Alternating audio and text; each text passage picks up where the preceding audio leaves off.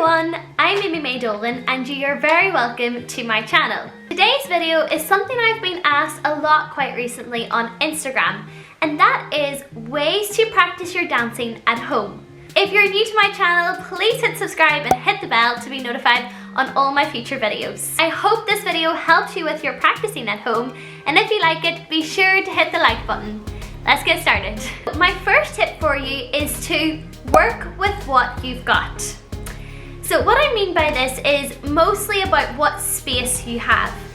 If there is a room in your house that you can go into and you can push back the furniture, you're not worried about damaging the floor on your parents, wherever it might be, just work with what you've got. Even if the space is a lot smaller than you're used to, I guarantee there's a lot of dance moves that you can practice, especially on the spot drills. And also, it's just realizing that any kind of practice at all, even if it's in a smaller space, is still good, useful practice. And it's definitely better than not doing any at all. This leads into my next tip, which is to use hallways to your advantage. If you have a long hallway or any kind of hallway at all in your home, use that to practice your dancing.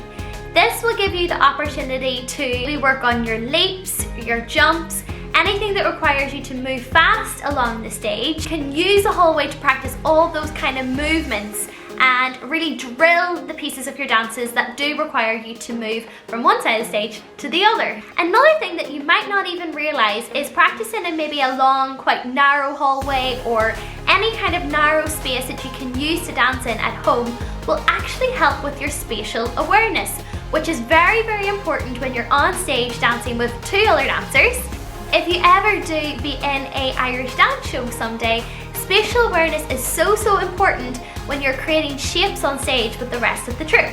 Also, practicing in limited spaces also helps improve your footwork and your posture. Instead of trying to race from one side of the studio to the other with all this crazy amount of space, you're going to take your time, think about where you're placing each foot, and also realize how much sometimes we sacrifice our posture to help us move across the stage faster. The next tip is something that I find really helps my dancing, even if I do have unlimited amount of space to dance in, and that is to dance on the spot. Whenever I dance on the spot, again, this gives me a great opportunity to think about my footwork, but also it really just gives me the chance to think about every single movement in a dance without rushing on to the next one. Sometimes when we're moving about, we're almost just thinking about how we're going to get there. We're thinking about the big crazy jumps, the movement pieces, and we're not actually thinking about maybe how the back foot needs to be placed before I move. Or when I come down from a click, I have to cross my feet before I move on to the next thing. And I'm trying to do every little tiny bit of choreography to the best of my ability. Dancing on the spot whenever you don't have much space at home is also great for improving your fitness. You can do a full thing on the spot, take an 8-bar count break, do another full thing. This is extremely helpful for your fitness. Again, this brings me on to my next tip, and that is to dance in front of a mirror. So, why not dance on the spot in front of a mirror? In my video that was 5 daily practices to help improve your dancing that you need to try now, I talked about the importance of drilling.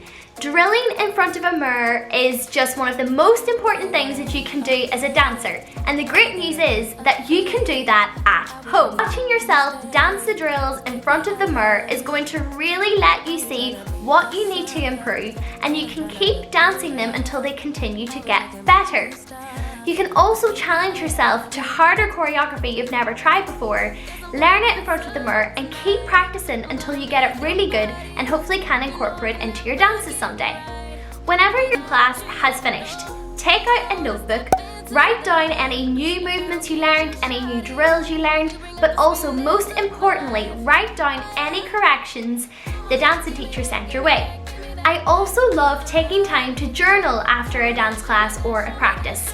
You can write about the things that you felt went well, what you felt were your weaknesses that day so that you know you're going to have to spend more time working on those, but also what were your strengths so that you can celebrate them after each dance class. The notes that you've taken from the Zoom class, have them out with you when you go to practice next, and you will see that your practice will become more productive because you're aiming to fix those things that your teacher told you needed fixed. My last tip for today is to concentrate on working on your fitness and cross-training at home. At home, there are so many things that we can do to improve our dancing as well as practicing.